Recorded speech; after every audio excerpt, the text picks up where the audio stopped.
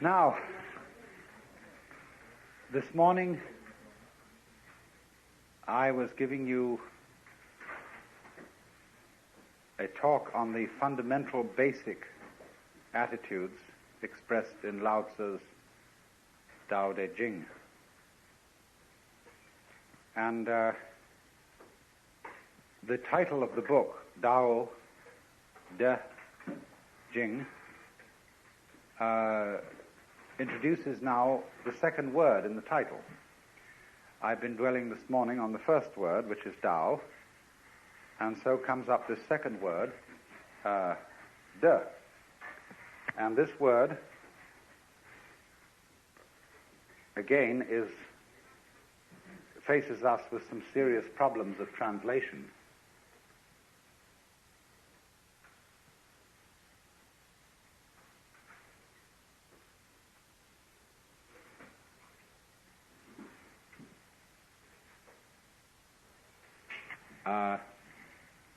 Ordinarily translated virtue.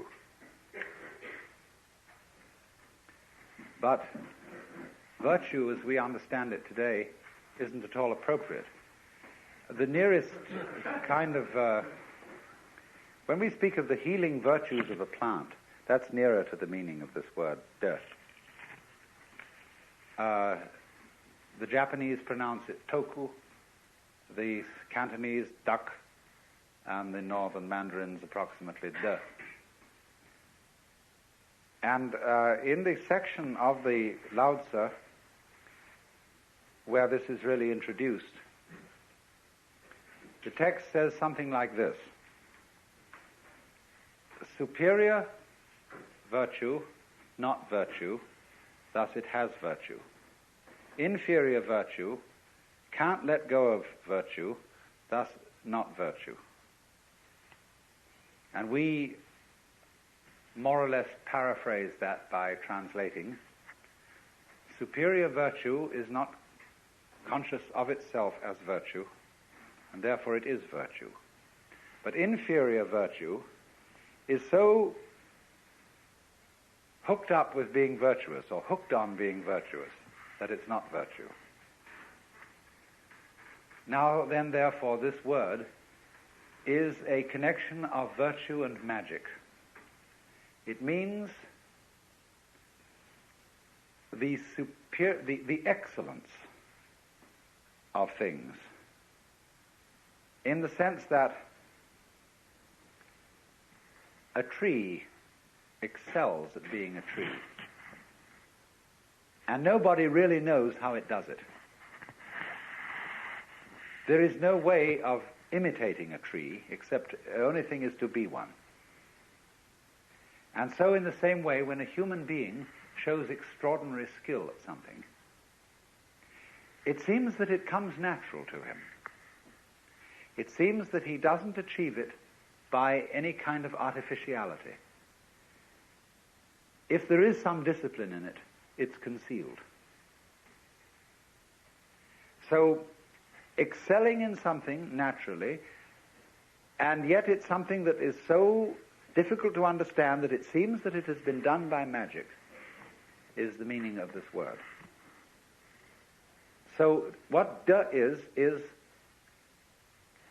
the state of affairs, a way of talking about particularly a human being who has learned to live in harmony with the Tao.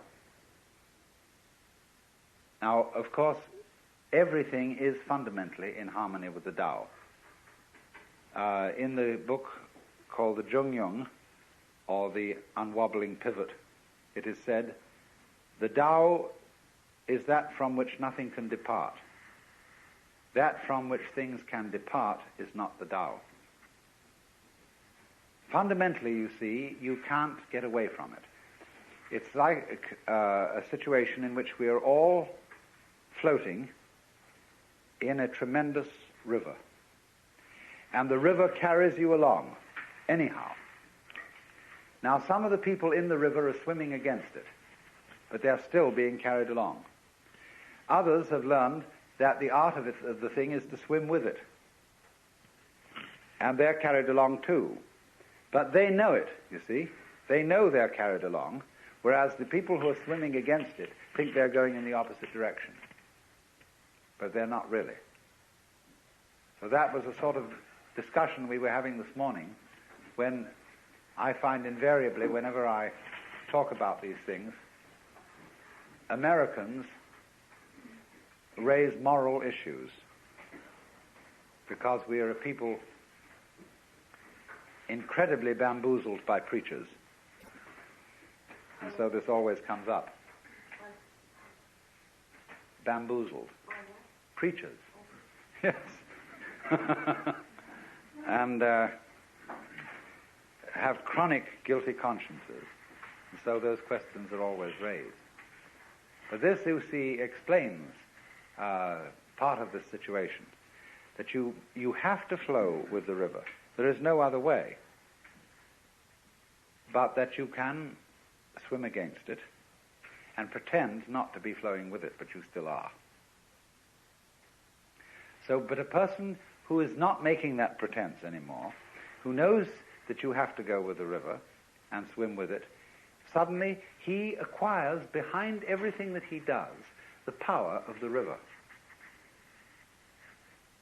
The person swimming against the river, you see, does not by his action express the force of the river. The person swimming with it, he goes along and he has that whole river behind him, but he's subtly directing it, because you can change direction in the course of the river. You can go to the left or to the right, as a ship can use a rudder and still go along with the current, or more skillful still, as a sailboat can tack. Because when a sailboat tacks and goes in a direction contrary to the wind, it still is using the wind to blow it along. Now that is the most highly skillful art of all. That is Taoism in perfection, the art of sailing. Very intelligent. I remember once I was looking in the open air, and one of those glorious little thistledown things came, and I picked it up like that and brought it down, and it looked as if it was struggling to get away, just as if you caught an insect by one leg, like a daddy long legs or something of that kind.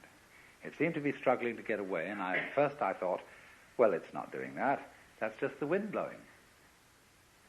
But then I thought again, really? Only the wind blowing? Surely it is the structure of this thing which, in cooperation with the existence of wind, enables it to move like an animal, but using the wind's effort, not its own. It is more intelligent being than an insect, in a way, because an insect uses effort. Like a person who rows a boat uses effort, but the man who puts up a sail is using magic. He lets nature do it for him with the intelligence to use a sail, you see? So in just this way, the meaning of de is that kind of intelligence which, without your using very much effort, gets everything to cooperate with you. You, for example, never force other people to agree with you, but you give them the notion that the idea you wanted them to have was their own. This is a feminine art, preeminently. A woman who really wants a lover does not pursue him, because then most men feel that she's aggressive. And if she's aggressive, she obviously is a woman who has had difficulty in finding lovers, and therefore there must be some undesirably secret thing about her. But if she, as it were, makes a void, then, and is slightly difficult to get, then people get excited. They know she's a highly prized object, and so they pursue.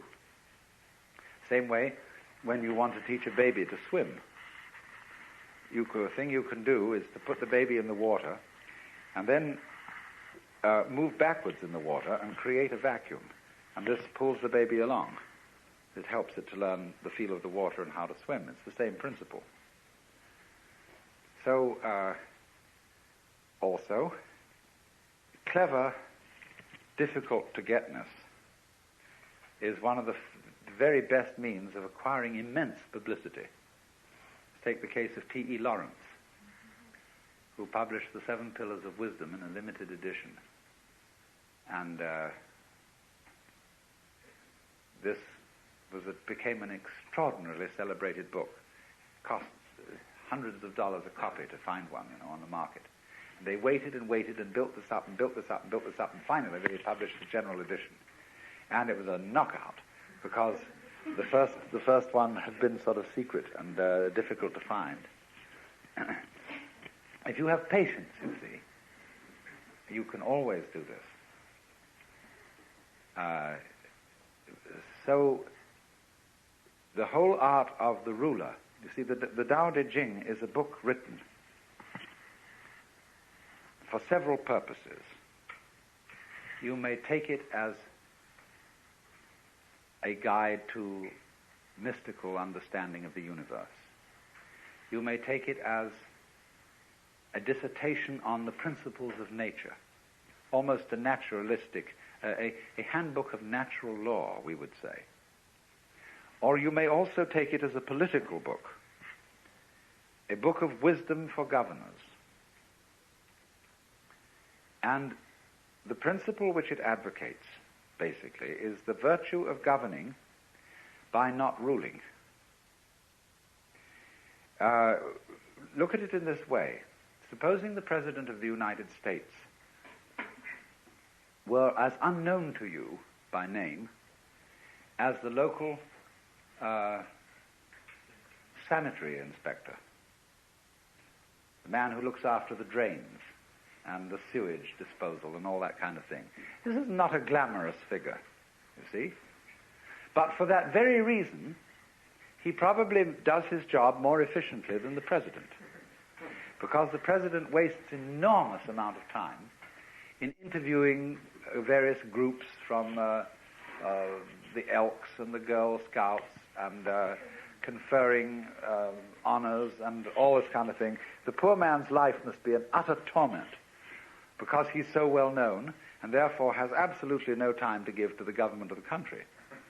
I mean, think of his mail and all the people who have to be employed sifting that out and assessing it, so that if he were someone quite anonymous and that we didn't have to think about him, he would be a very, very good ruler. In just the same way, for example, you don't have to attend, unless you're sick, to the government of your own body. It happens automatically. This is this expression, ziran, of itself, and it goes on day after day after day, and the better it is, the less you have to think about it. When you see well, you do not see your eyes.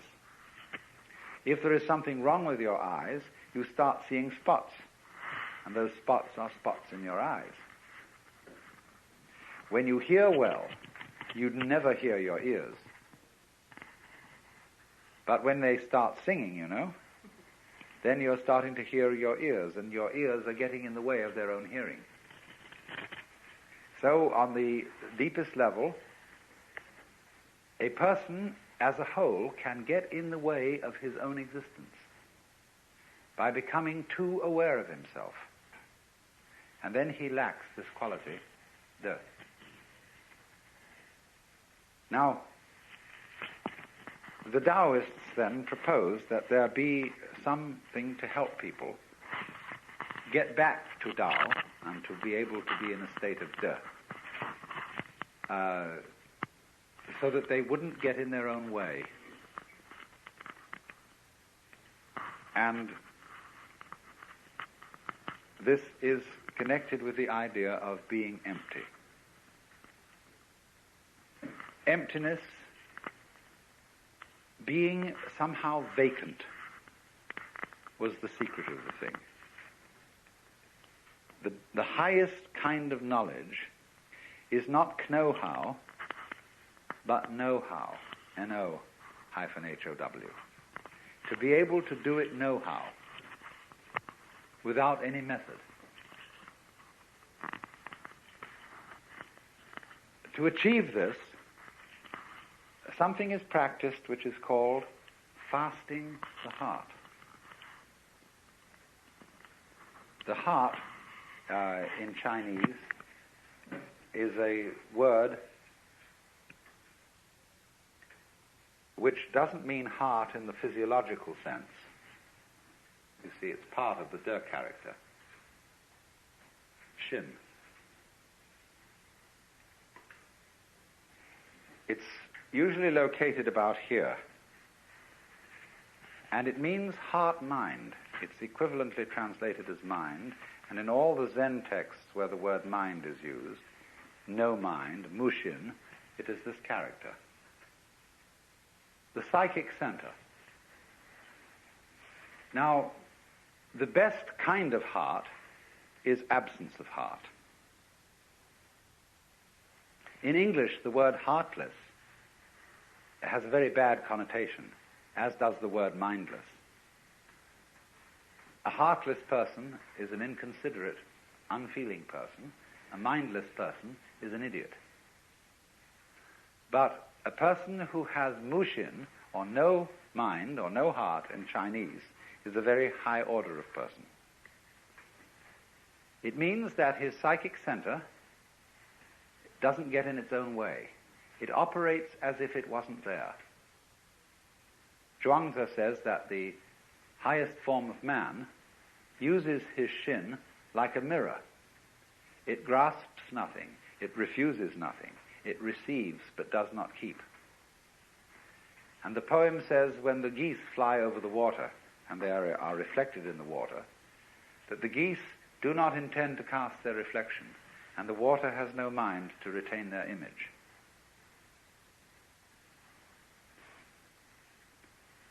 So, the whole thing is, you see, to operate in the world as if you were absent. Now, this is built into us physiologically, fundamentally. Let me ask you simply, what is the color of your head from the standpoint of your eyes? Your eyes don't see your head, do they? You look all around, and you see everything else, but your head you don't see. Do you feel that your head is black? No. Hasn't any color at all. Outside, you see your field of vision is an oval with two eyes, and this creates a sort of two centers of an ellipse. So there's this whole field of vision. Now, experiment. What is beyond the field of vision? What color is it where you can't see? It isn't black. This is an important point. It's no color at all beyond there. And in this way, you can get an idea of what is meant by that character that I discussed this morning, Xuan, which, although it formally has the meaning of darkness, this one, although it formally has the meaning of darkness and the deep and the obscure, it actually refers to this kind of no color, which is the color of your head, so far as your eyes are concerned. Now, so in this sense, the invisibility of one's head, almost the not having of any head at all, is the secret of being alive. To be headless, you might say, to have no head, in just the sense I'm talking about, is our way of talking about the Chinese expression mushin, no mind. Now, as a matter of fact, if you want to see the inside of your head, all you have to do is keep your eyes open. Because everything that you're experiencing in the external visual field is a state of your brain. All these colors and shapes are the way in which the brain nerves translate the electrical impulses in the external world, being the world outside the envelope of skin. So they translate all what is going on outside into impulses which are to us shape and color. But shape and color are states of the nerves, so what you see when your eyes are open is how it feels inside your head. You think your head is a blank. But actually, it's being a blank. You don't see your brain as an external, undulating, corrugated structure. You see your brain as everything outside. So in this way, the emptiness of one's head is the condition of seeing. The transparency of the eye lens is the condition of seeing colors. It has no color itself. Eckhart said this: because my eye has no color, it is able to discern color. This is in Germany in the 13th century. This is fundamental Taoist idea of being absent as a condition of being present. Being not there. So, Zhuangzi says, when your belt is comfortable, you don't feel it. When your shoes are comfortable, it is as if you weren't wearing any. Likewise, your clothes, you see. The more you are aware of these things, the less properly they are made, or the less properly they fit.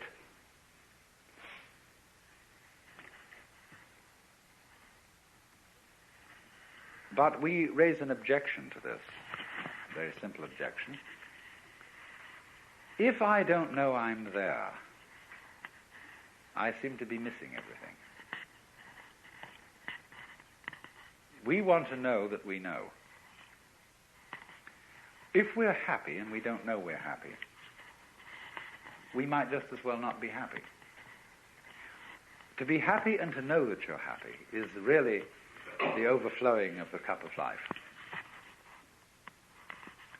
Of course, the penalty for that is to be miserable and to know that you're miserable. Some people are miserable without knowing it. But, you know my limerick, there was a young man who said, though it seems that I know, what I would like to see is the eye that knows me when I know that I know that I know. And this is the great human predicament. The development of self-consciousness, the development of the possibility of reflecting upon one's own knowledge. And this is simultaneously a blessing and a curse. And Taoism does not escape this problem. I mean, it doesn't avoid this problem, it deals with it. But it doesn't deal with it obviously. So we get back to this fundamental verse about the nature of de. What is highly virtuous is a virtue that is not conscious of itself as virtue. The moment it's conscious of itself as such, you see, it fails. So in this way, we love to see a child dancing all by itself, lost in the dance and not performing for an audience. And we say, oh, if only I could dance like that. If only I could become like a child again, innocent. But then soon we know, when parents notice how beautifully a child dances, and they all approve of it and say to this child, dance for us, the child begins to lose this power. And it puts on airs, it knows it's noticed. And we don't like that. We say, that's affectation, that's showing off, that's phony. What we want you to do is to dance as if you had no audience, not even yourself. Which of course puts the child in a double bind, because it says to the child, we require you to do something that will be acceptable only if you do it as if it wasn't required. We do that all the time to our children and to each other. You must love me. After all, you promised to do so when we got married, didn't you? And so on. So, this is the difficulty. But somehow, a very great artist, in the maturity of his life, somehow is able, at least to give the impression that he does what he does without playing to the gallery, without self-consciousness, it seems perfectly natural. So how does he get there?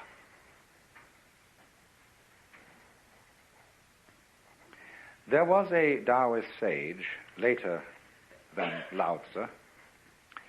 His name was Liezi. We romanize that as L-I-E-H, Liezi. And he had a reputation for being able to ride on the wind. So light. Zhuangzi says in one place, it's easy enough to stand still. The difficulty is to walk without touching the ground.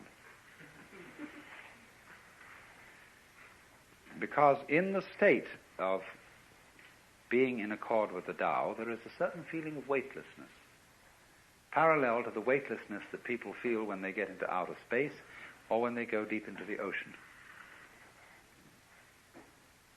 This is, of course, connected with the sensation that you're not carrying your body around. I described this morning the sensation that an expert driver has when he really is with it in a car, that the hill lifts him up and drops him down the other side, that he and the road are all one process. And that's equivalent to the sense of weightlessness. And so this is connected to, this is the inner meaning of Liezi riding on the wind.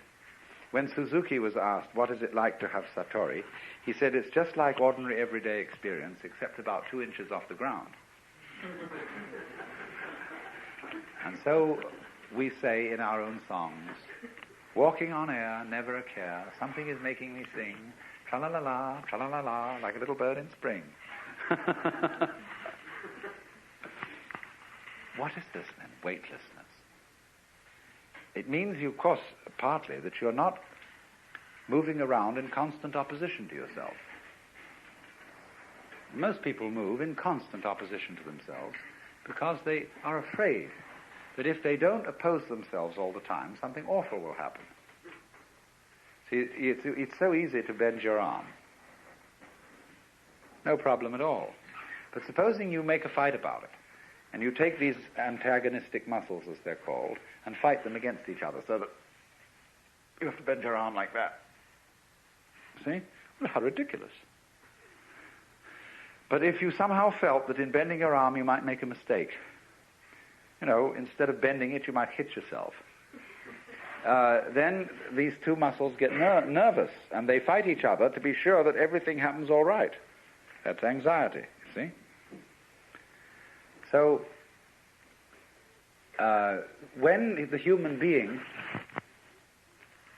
developed the power to be aware of himself, to know that he knows, in other words, when the cortex was formed over the original brain, he fell from grace. That was the fall of man. Because when he had the sensation of being in charge, of being in control of himself, and you can only have that sensation when you are aware of what you're doing, he got anxious. Am I aware enough of myself? Have I taken enough factors into consideration? Have I done all that should be done? And then he started trembling.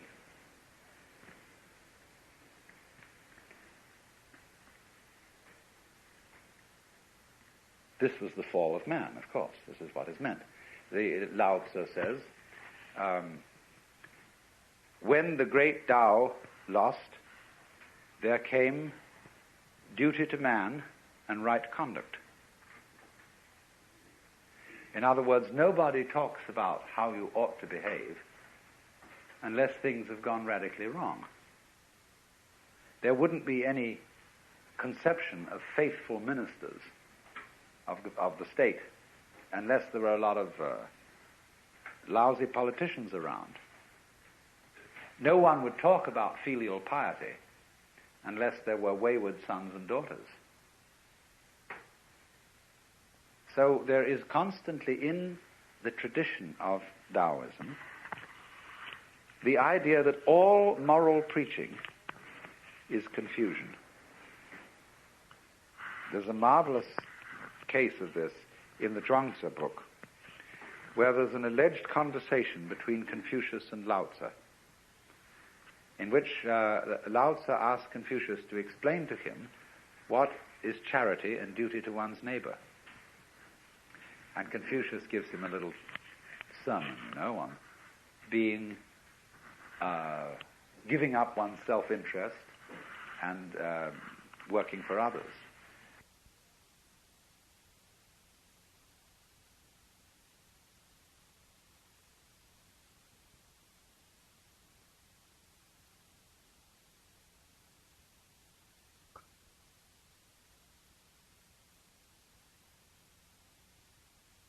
And Lao Tzu says, what stuff?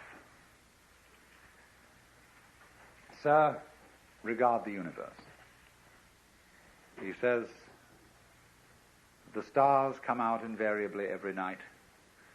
The sun rises and sets. The birds flock and migrate without exception. All flowers and trees grow upwards without exception. You, by your talk of charity and duty to one's neighbor, you're just introducing confusion into the empire. Your attempt to eliminate self is a positive manifestation of selfishness. You are like a person beating a drum in search of a fugitive. The modern equivalent of that would be the police car about to raid a bad nightclub and coming with its siren full on. See? And everybody in the club gets out. So, all talk about selfishness, all talk about success in becoming virtuous, or enlightened, or integrated, or non-neurotic, or self-actualized. Let's use all the terms that are being used. All this talk attests to the fact that it hasn't happened, and will in fact get in the way of its happening. Well, to go back to Lietze, who succeeded in riding the wind, what happened? Lietze found a very great master and went to study with him. And the master lived in a small hut, and Lietze sat outside the hut. And the master paid absolutely no attention to him. This is sort of the way with Taoist masters. Because why would they want students? They have nothing to teach. So after a year sitting outside, Lietze went away. And he just fed up with waiting so long. Then he sort of got regretful about this and thought he really should make a try. So he went back to the master, who said, why this ceaseless coming and going?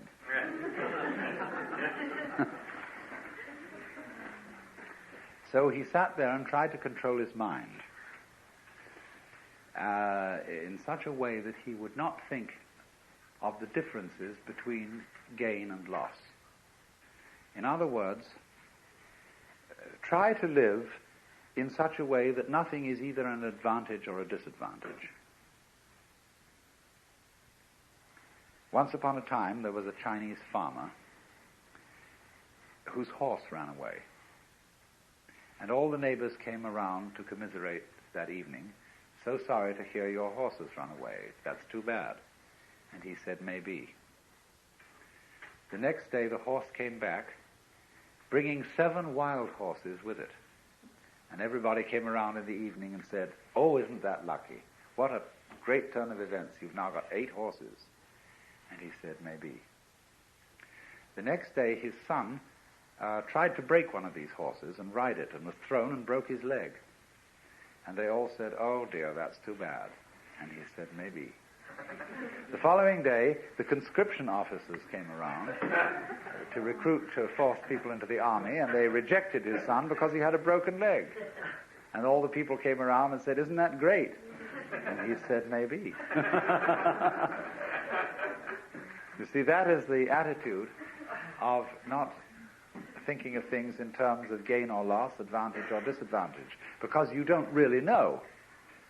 The fact that you might get a letter from a solicitor, from a law office tomorrow, saying that some distant relative of yours had left you $1 million. It might be something you would feel very, very happy about. But the disasters that it could lead to are unbelievable. Internal revenue. To mention only one possibility. You never really know whether something is fortune or misfortune.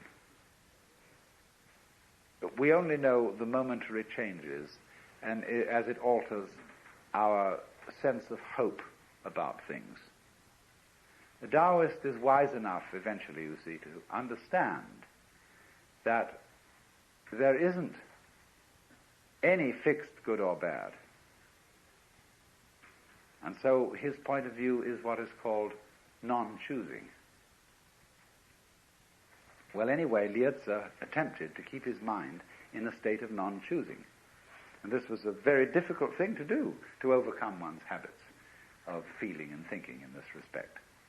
And after he had practiced this for a year, the master looked at him and, sort of recognized he was there. After another year's practice, he invited him to come and sit inside his hut. And then, however, something changed. And Liezi didn't try any more to control his mind. What he did was, he put it in this way. I let my ears hear whatever they wanted to hear. I let my eyes see whatever they wanted to see. I let my feet move wherever they wanted to go. And I let my mind think of whatever it wanted to think. And then he said it was a very strange sensation because all my bodily existence seemed to melt and become transparent and to have no weight. And I didn't know whether I was walking on the wind or the wind was walking on me. Now that's the fasting of the heart.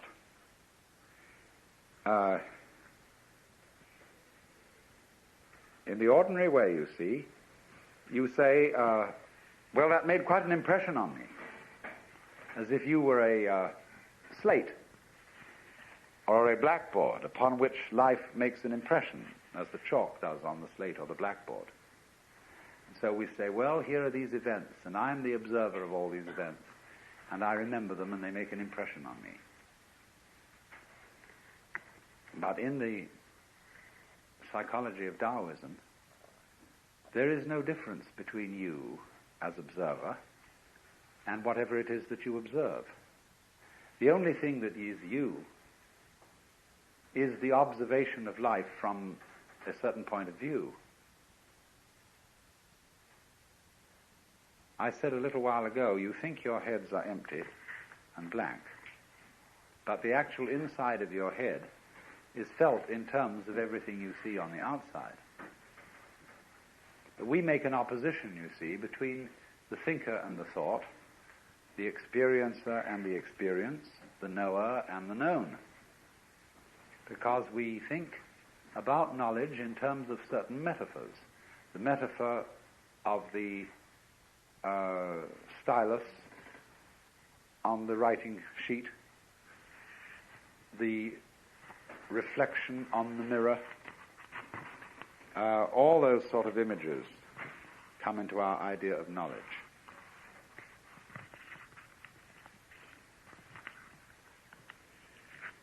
But in the Taoist theory of knowledge, it's quite different. There isn't a knower facing the known. It would be more like saying that if there is any knower at all, it contains the known. Your mind, if you have one, is not in your head. Your head is in your mind. Because your mind, understood from the standpoint of vision, is space.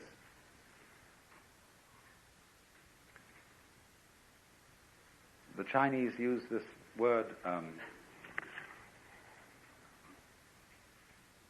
hu.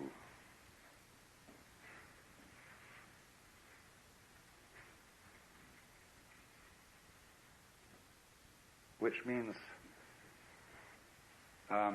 sky, space, and sometimes emptiness. And there is a saying that form, or, shape and color, there's one word in Chinese that means really both shape and color.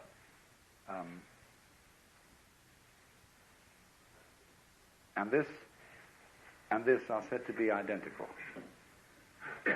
Space or emptiness is precisely shape-color, and shape-color is precisely emptiness. This is actually a Buddhist saying from the Hridaya Sutra.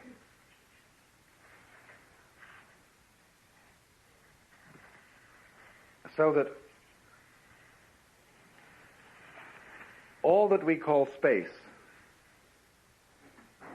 contains the myriads of shapes and colors and bodies and weights and so on. It doesn't reflect them as a mirror, but it is the absence which guarantees their presence. And it's their presence which guarantees its absence. So there's this mutual relationship, again, the mutual arising expression, between voidness and form, between existence and non-existence, being and non-being. These are never felt as alternatives or things that are in some kind of contest. So then, when it is said that there is not any thinker behind thoughts, not any experiencer who has experiences, this is a way of saying that experiencing, knowing, is not an encounter between strangers. Western thought concentrates very much on knowledge as an encounter. And it is thus that we talk about facing facts, facing reality, as if somehow or other the knower and the known came from two completely different worlds and met each other like that. Whereas actually the phenomenon of knowledge is almost the precise opposite of that. Instead of being a collision between two wandering bodies in space, knowledge is much more like the expansion of a flower from the stem and the bud, where the opposite points of the flower are the knower and the known. They are the terms of something which, as it were, lies between them. Let me repeat. We tend, in all our metaphors and common speech, to think of life as an encounter between the knowing human being, the knowing mind, and the world. They think of it not as an encounter, but as an expression, not an impression. An expression of a process that has polarized itself, coming out from a center and expressed itself in terms of opposites. Well, of course, this is the basis of the whole Yang-Yin principle of, this jolly old thing. And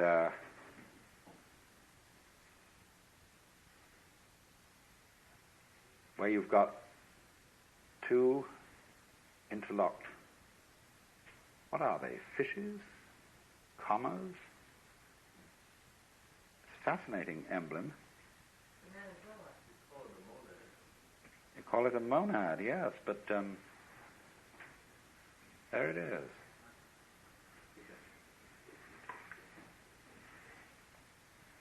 This is a helix, essentially, this grip. And this is the formation of spiral nebulae. And it's the position of sexual intercourse.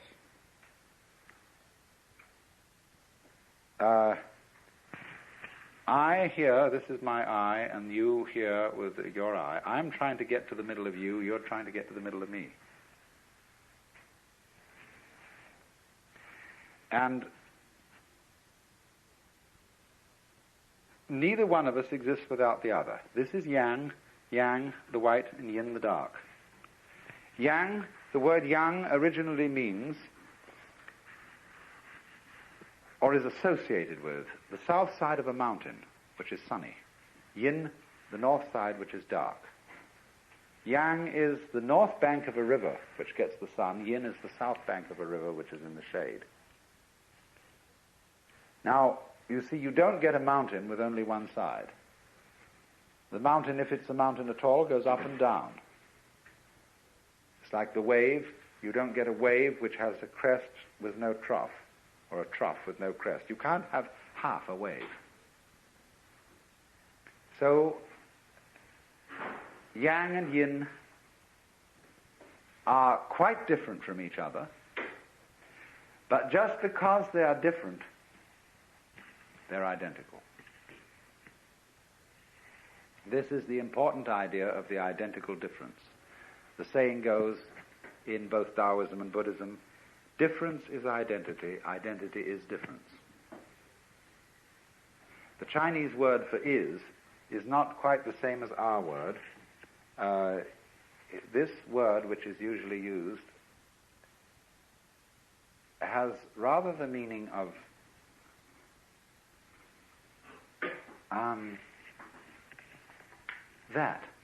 that. So they would say, difference, that identity, identity, that difference. And so this doesn't mean quite is exactly the same as. It means rather is in relation to, or goes with,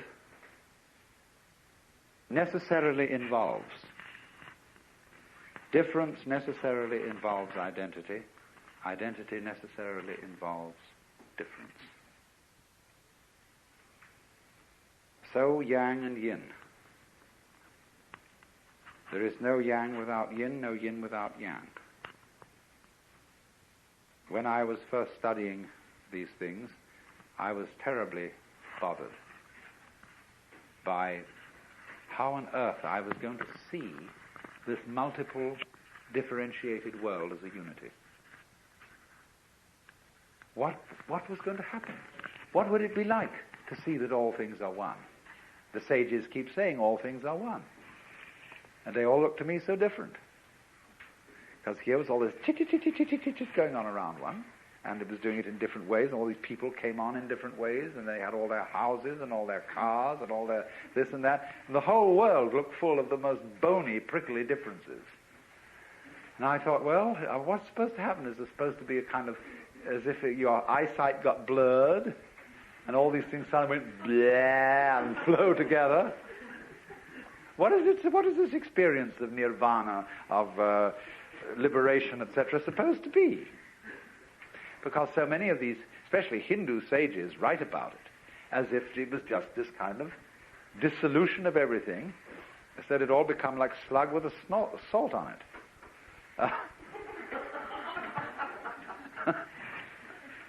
Well, it took me a long time. And suddenly one day I realized that the difference that I saw between things was the same thing as their unity. Because differences, borders, lines, surfaces, boundaries, don't really divide things from each other at all. They join them together. Because all boundaries are held in common. It's like, let's think of a territory which has all been divided up into property. There's your property, my property, etc., etc. There are the fences. But we hold if I live next to you, your fence is my fence. We hold the boundary in common. We may make up silly arrangements as to who is responsible for the maintenance of this fence. But nevertheless, we hold our boundaries in common. And we wouldn't know what my plot of land was or where it was unless we knew the definition of your plot of land and your plot of land that is adjoining. So boundaries are held in common. And I could see then that my sense of being me was exactly the same thing as my sensation of being one with the whole cosmos. I didn't need to get some other weird, sort of different, odd kind of experience to feel in total connection with everything. Once you get the clue, you see that the sense of unity is inseparable from the sense of difference. You wouldn't know yourself, or what you meant by self, unless at the same time you had the feeling of something other. Now, it's the secret is that other eventually turns out to be you. I mean, that's the element of surprise in life. When suddenly you find the thing most alien, we say, now what is most alien to us? Go out at night and look at the stars and realize that they are millions and millions and billions of miles away. Vast conflagrations out in space. And you can lie back and look at that and say, well, surely I hardly matter. I'm just a tiny, tiny little peekaboo on this weird spot of dust called Earth, and all that going on out there. Billions of years before I was born, billions of years after I will die, and nothing seems stranger to you than that, more different from you. But there comes a point, if you watch long enough, when you'll say, why, that's me. It's the other. That is the condition of your being yourself, as the back is the condition of being the front. And when you know that, you know you never die. So let's have an intermission.